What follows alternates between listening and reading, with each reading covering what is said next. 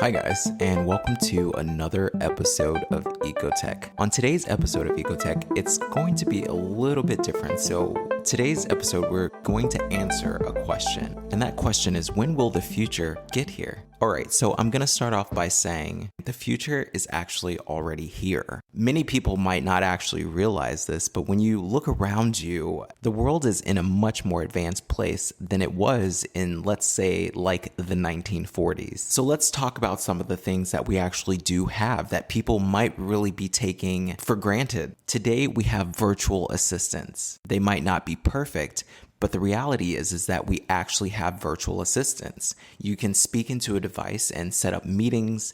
You can schedule dinner plans. You can do all sorts of stuff. We have electric cars. Electric cars exist. And I mean, these are like full range vehicles that actually exist and are currently running on our roads today. We also have AI.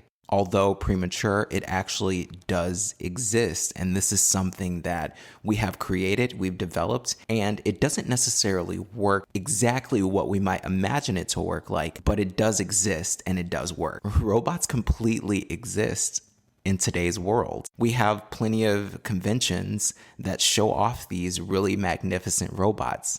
So when you think about the future and you think about robots, well, they're actually here and they do exist because we've created them. We have flying cars. Believe it or not, you might not hear about them, but we do have vehicles that are cars that actually fly. We've created that. It's something that exists in this world today. Smart homes, the ability for your home to recognize you when you're home, the ability for things to just open up with just your voice. These things completely exist. The smart home, although it's not something that is standard, it definitely exists and it's actually a real thing. One of the coolest things is that today, not only can we power a vehicle with the sun, we can actually power whole communities with just energy from the sun. When you think about the future and you think about all those things that we used to see in movies, all those things actually exist and are very, very much alive today. And so you might be saying, okay, so since all those things are actually around, why do people still ask the question, when will the future get here? Because I think this is like a question that people have asked over the years. They ask it every decade. When will the future get here? The world doesn't really look futuristic. Let's get into some of that. So I'm going to rephrase the question because the question has started off with, when will the future be here, or when will the future start? And I think the question is actually quite different than that. The question that people are really asking is, when will all these futuristic concepts become standard, like just a part of everyday life? And there are really, really good reasons why you don't actually see all the futuristic inventions that we have. So one of the really big reasons that you don't necessarily see all these things as like standard, people really actually need time to adjust. Many times when things are thrown onto people, there's always some sort of pushback.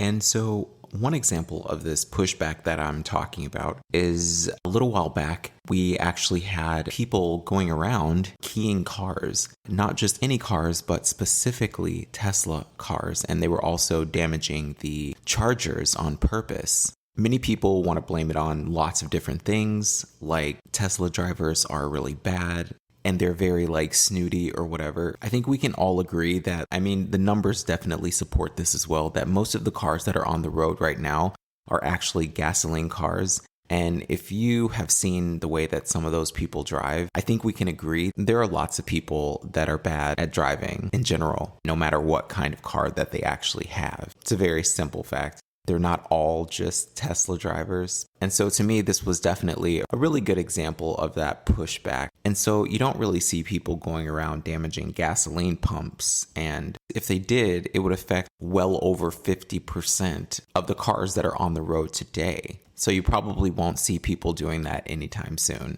And so you might say, why would people go around doing something like this? Well, there's all sorts of reasons. If people are a little bit more worried about their Tesla car getting scratched, they might be less likely to buy one. Now, these events, I will have to say, are definitely not the smartest move that the public could have taken, because in almost all of these cases, according to a few articles I read, these individuals were all arrested. And this is mostly because Teslas, they record their surroundings. It didn't really pay to take that kind of action. And another really quick example would be when California all of a sudden had these scooters everywhere. They had e-scooters. So there were lots of complaints. There were lots of news coverage stories about how these things are just more of a nuisance than they are very helpful. My real world experience was that these were actually a lot more helpful because California is quite a big place to get around. And just to have one more method of transportation, not only was it cheaper than taking a cab or a Lyft or an Uber, but it was also just a really cool way to get around from one place to another. So there's just all sorts of pushback when it comes to new technology when it first comes out. But this kind of thing is just to be expected.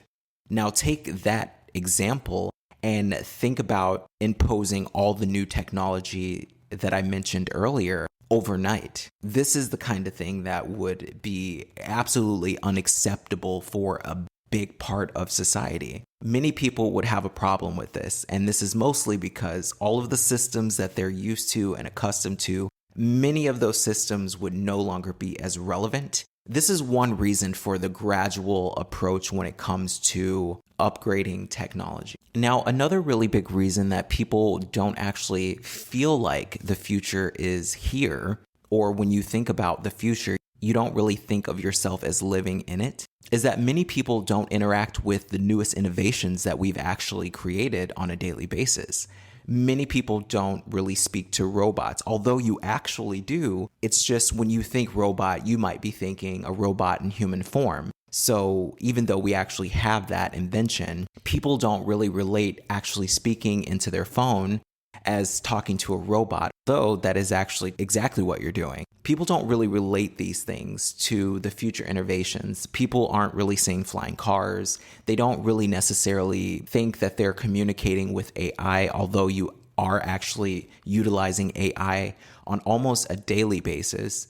And so while you aren't in the way that you would expect to interact with it. And so now I'll get into why advances in technology aren't as noticeable. One of the biggest reasons I would have to say the technological advances aren't that noticeable is because when we do our gradual upgrades with our systems and the different things that we might have, they're not necessarily so cosmetic. And I think when people really think about the future, they're thinking about all of these cosmetic qualities that you can see with your eyes. The only problem with cosmetic upgrades is that they're really expensive. Let's go into kind of when you think about everyday life, let's think about some of the things that, like, if they were to change overnight, you would actually think that you're living in the future. All right, so let's think about things that you interact with on a daily basis. So let's say transportation. In this category, we'll put cars, and then we'll also put like the public transportation system. And then let's say buildings, like all of the buildings that are in our city or all of the buildings that are around you. So just using those very, very few examples, if we were to overnight just upgrade everything so that it was smart and worked with the latest technological advances, then you would see things like smart buildings and smart homes. You would also start to see things like smart cars and flying cars, and you would see rapid transit systems that go crazy fast. While I will say that we are definitely headed in that direction to have all those things where you can actually see them, the reason why it happens at such a slow pace brings me to my next point. The reality is that these kind of things are going to cost a lot of money. And so that poses the next question. And the next question is, are these things necessary? And this is one of the major reasons why you don't really see a lot of the things around you, like flying cars, or you don't necessarily see a smart home on every other block. Also, another reason is the fact that we don't necessarily know the effects that imposing all these new technologies will actually have on human beings. and the social environment and just everything that we already have. And so what you see more of a slow implementation of things. As far as necessity goes, we haven't gotten to a place where this is something that we absolutely need. Now, the one thing that could change all of that to where we rapidly see all these things around us is one of two things or both. Either one, people's incomes skyrocket up out of nowhere for some odd reason, or the price of these technological advances happen to just plummet down to a price where there's really no reason why we wouldn't upgrade. And so since that's not something that's necessarily going to happen within the next 4 or 5 or even 10 years for that matter, this plays a big role in why the technological advances that we've made are not a common everyday thing that we see. Upgrading all these things and transforming and putting new systems in place, they come with all sorts of things. Like whenever there's some sort of new upgrade to a new type of bus or a new type of plane,